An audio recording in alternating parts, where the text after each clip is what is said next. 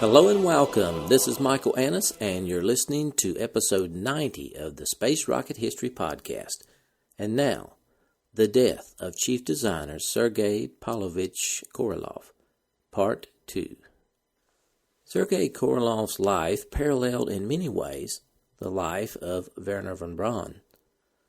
Like Von Braun, as a young man, Sergei Korolev was inspired to dedicate his life to the technology for space exploration after becoming acquainted with the work of a great space pioneer, Hermann Oberth, in the case of Von Braun, and Konstantin Tsiolkovsky in the case of Korolev. Both began their careers in space development through serious study, participation in amateur rocket societies, and then support from the military.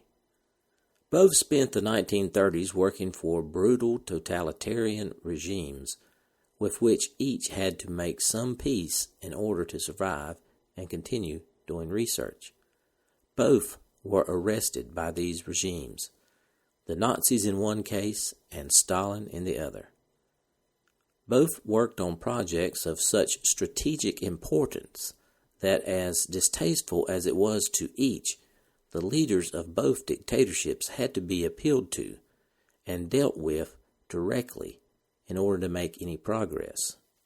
Just as the German émigré Wernher Von Braun was a driving force in the United States for contributing an Earth-orbiting satellite during the activities of the International Geophysical Year in the mid-1950s, so it was with Ukrainian émigré Korolev's vision, tenacity, and commitment to that same effort that enabled the Soviet Union to be the first to open the space age of man on October 4, 1957, with the launch of Sputnik.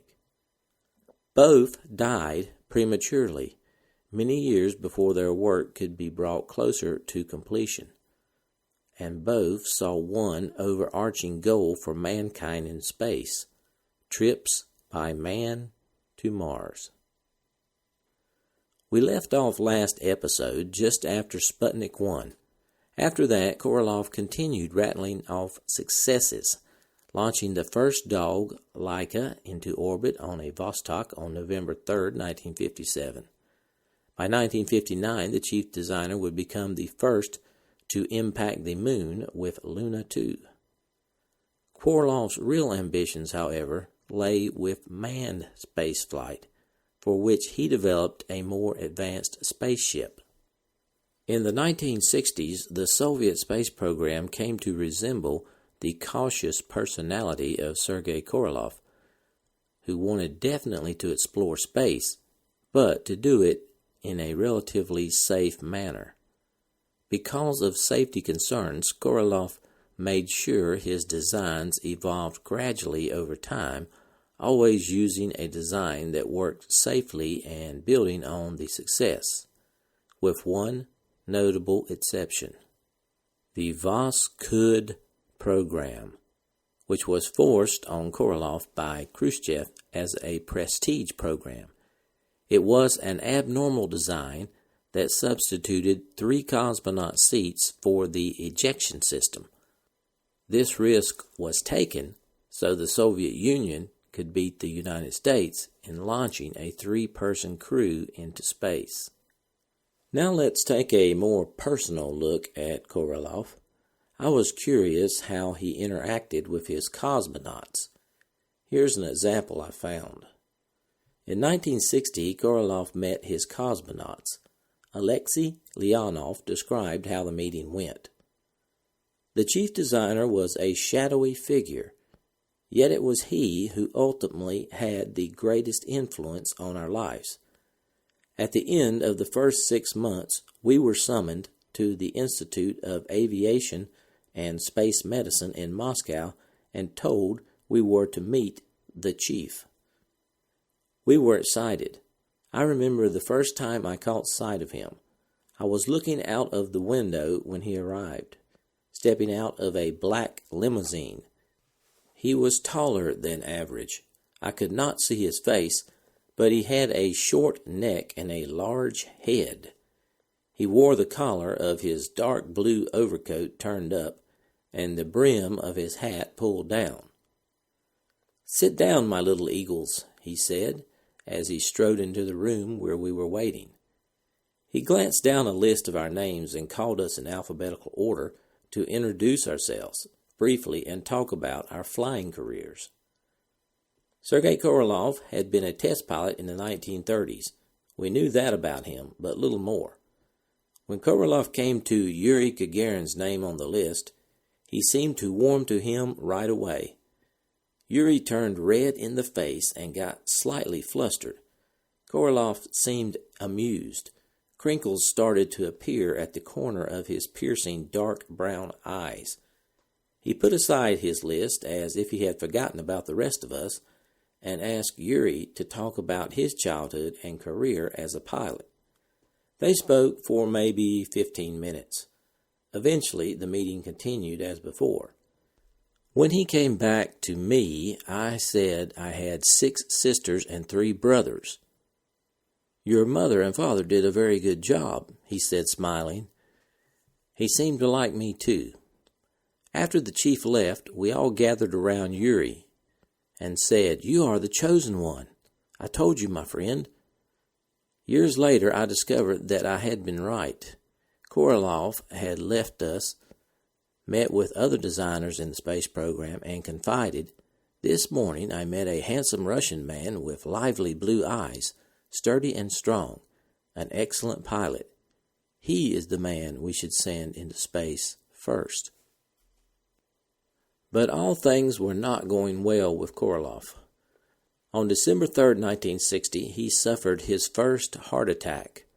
During his convalescence, it was also discovered that he was suffering from a kidney disorder, a condition brought on by his detention in the Soviet prison camps. He was warned by doctors that if he continued to work as intensely as he had, he would not live long. However, Korolev became convinced that Khrushchev was only interested in the space program insofar as it had propaganda value, and Korolev feared that Khrushchev would cancel it entirely if the Soviets started losing their leadership to the United States. So he continued to push himself even harder.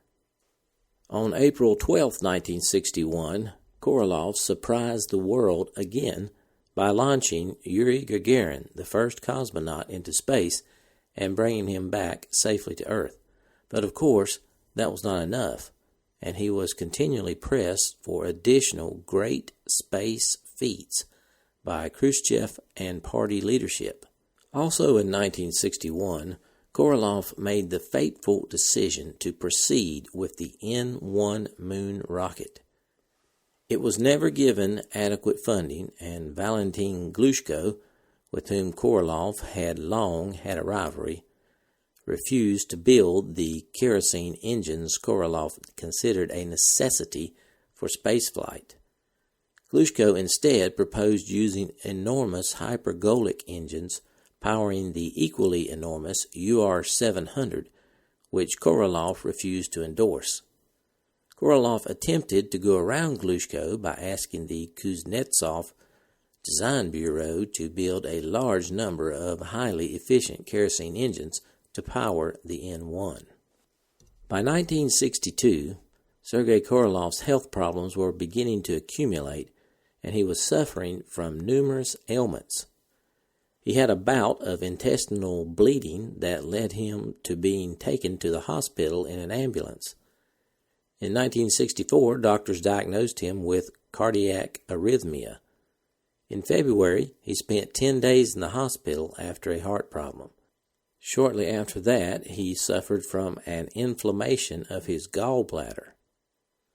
The mounting pressure of his workload was also taking a heavy toll, and he was suffering from extreme fatigue. Korolev was also experiencing hearing loss, possibly from repeated exposure to loud rocket engine tests. Also in 1964, there was a major shift in the political climate of the Soviet Union.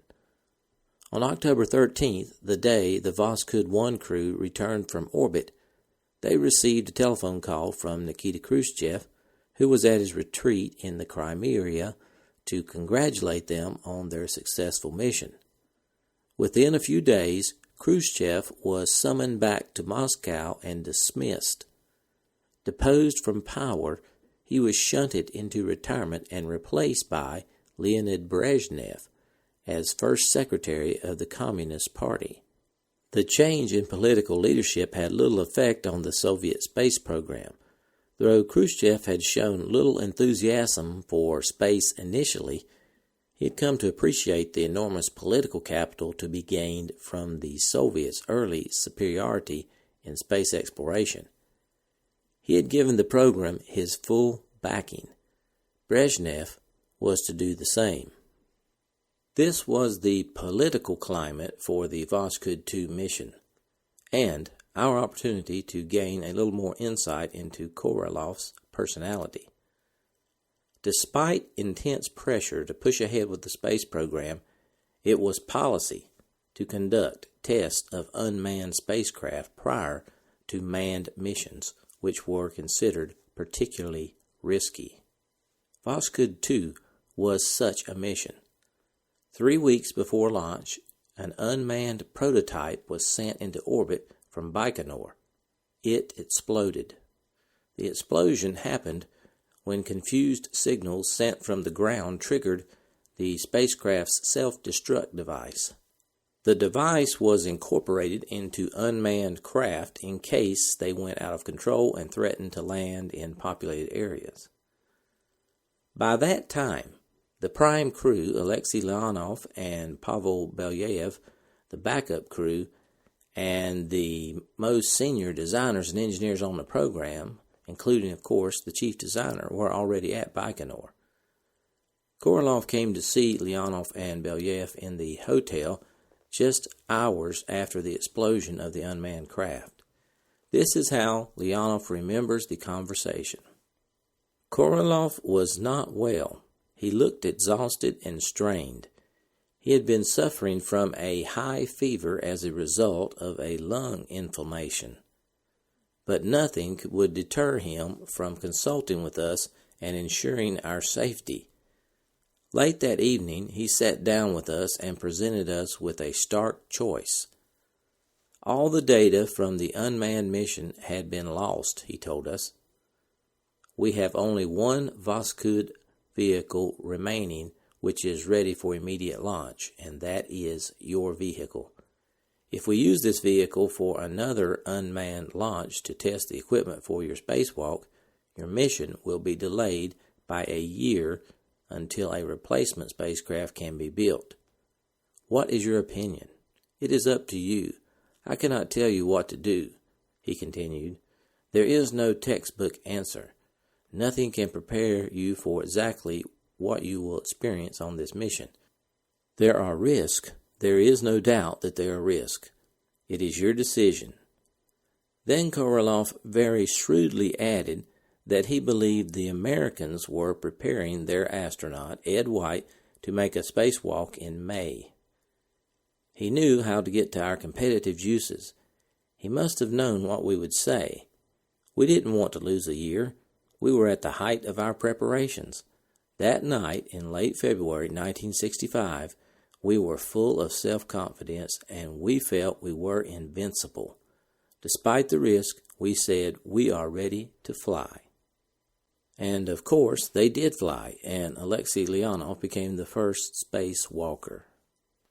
Following Voskhod, Korolev campaigned to send a Soviet cosmonaut to the moon.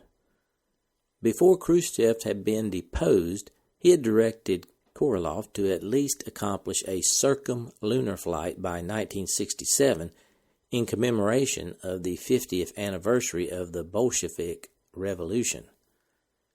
Because of this deadline, Korolev pressed his rocket design bureau to develop liquid hydrogen and liquid oxygen engines for all three N1 stages. Following the initial reconnaissance of the Moon by Lunas 1, 2, and 3, Korolev established 3 largely independent efforts aimed at achieving a Soviet lunar landing before the Americans. The first objective, met by Vostok and Voskhod, was to prove that human spaceflight was possible. The second objective was to develop lunar vehicles that would soft land on the moon's surface. The soft landing would ensure that a vehicle would not sink into the dust accumulated there by meteorite impacts. The third objective was to develop a huge booster to send the cosmonauts to the moon. The most difficult of these objectives to achieve was the third one, the N-1 launch vehicle, a counterpart to the American Saturn V. This rocket was to be capable of launching a maximum of 110,000 pounds, or 49,895 kilograms, into low Earth orbit. The pressure and work schedule continued to adversely affect Korolev's health. And now we'll move on to the final days of Sergei Korolev. As 1965 drew to a close, a large party was organized at Korolev's design bureau, OKB-1. This is how Alexei Leonov described the event. All big factories and enterprises, at least those run by a sympathetic director, organized such parties at this time of year. But this one was special. Around 500 people from the bureau were invited to the party. Fitters, engineers, designers, and other scientists. A number of those from the Cosmonaut Corps were also invited, including Yuri Gagarin, Pavel Belyayev, Vladimir Komarov, and myself. In the enormous hall that normally functioned as the staff canteen, tables were beautifully decorated for a buffet. There was plenty of food and champagne. There were fireworks and balloons. A jazz band made up of engineers and others from the enterprise played. Korolev danced with his wife, Nina, and with several other women. He was in great demand that evening, and he liked to dance. He was very sociable, not at all the person he was when he was at work. He rarely had the opportunity to attend such parties because of his hectic schedule and heavy workload. But among those he trusted and loved, he became almost a different person. He was relaxed. He told jokes. He was the life and soul of the party. We felt very comfortable around him. That evening, I decided to ask Korolev for his autograph. It is something I have never asked anyone before and have never since. But when I approached him and handed him a photograph of myself, he wrote something which was both warm and wise, and which I took to heart. It said, "Dear Lyosha, may the Milky Way not be your limit, and let the solar wind not pass you by." Korolev seemed full of vitality that night. He had the physique of an ox and looked strong and stocky, yet his health had been failing for some time. He suffered from numerous medical problems, most of which had their origins in the terrible hardship he had suffered during his years of imprisonment as a young man in one of Stalin's remotest gulags. A few weeks before the party, he had been diagnosed as suffering from a bleeding polyp in his intestine. On January 5, 1966, he was admitted for tests to the special clinic in Moscow that treated all top Soviet officials. Several days later, he was allowed to come home so that he could celebrate his 59th birthday with his family, on the understanding that he would return for an operation to remove the polyp the next day. On the evening of January 10, 1966, Korolev invited Gagarin and me, together with some members of his family and a small group of academics and scientists, to celebrate his birthday at his home. He lived in a 2-story detached house, modest by today's standards. set in a small garden of cherry, apple, and fir trees, surrounded by flower beds full of tulips and carefully tended roses. The house was Korolov's personal sanctuary. He worked such long hours that he had little time to socialize. His wife was an accomplished musician, and both loved the theater, but they rarely had time to go. So Korolev installed a large projector screen in his living room and ordered whatever films and newsreels he wanted to watch to be delivered to his home. Yuri and I arrived that evening carrying a birthday present, which was a large bronze statuette entitled "To the Stars," which everyone in the cosmonaut corps had signed. It was so heavy, it must have weighed over 50 kilos, that we had a real struggle carrying it through the snow to Korolev's house. It kept slipping on my shoulder and ripped a button from the sleeve of my new overcoat. That night, Korolev proposed many toasts. He was full of praise for his team. "We have great work ahead of us," he said. "With mutual understanding and hard work, we will be able to complete every task that lies ahead." Then, turning to Yuri Gagarin and me, he proposed a more personal touch. "Among us are two young men who, to our great joy, have fulfilled their mission brilliantly," he said. He then came to thank us both individually. As he shook my hand, he said something that made a great impression upon me, though I did not understand its full significance. He said he viewed my spacewalk as the last major work of his life. As the evening drew to a close and people began to drift away, Korolev drew Yuri and me aside and asked us to stay behind. The servants cleared the long dining table at which we had all been sitting, but left one corner laid afresh. They brought out delicious pierogi meat and cabbage pies, which Korolev's housemaid loved to cook. A bottle of smooth 3-star American cognac, which was Winston Churchill's favorite, was set on the table. The servants retired. Nina, his wife, went to bed. When the three of us were alone, Korolev began to talk. It was almost as if he were talking to a priest, as if Sergei Pavlovich were in a confessional. He told us the extraordinary story of his life. As Yuri and I sat listening, it was hard to believe that the great man who sat before us had endured so much. We had no inkling that night that Korolev wanted to talk because he felt he was close to death. He knew he had to return to the hospital the next day, but it was for a routine operation.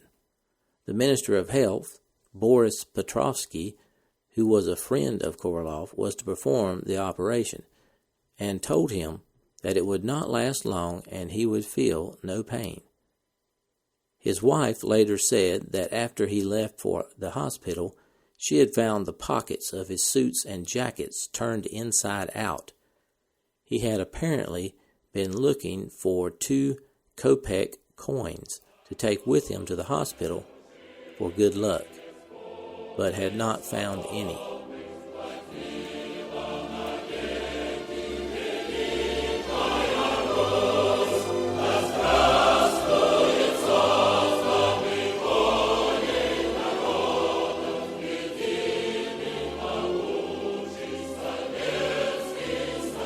Thanks for listening to this archive episode of the Space Rocket History Podcast. If you are financially able, please support the podcast by going to the homepage, spacerockethistory.com, and clicking on the orange donate button or the Patreon link. Thanks.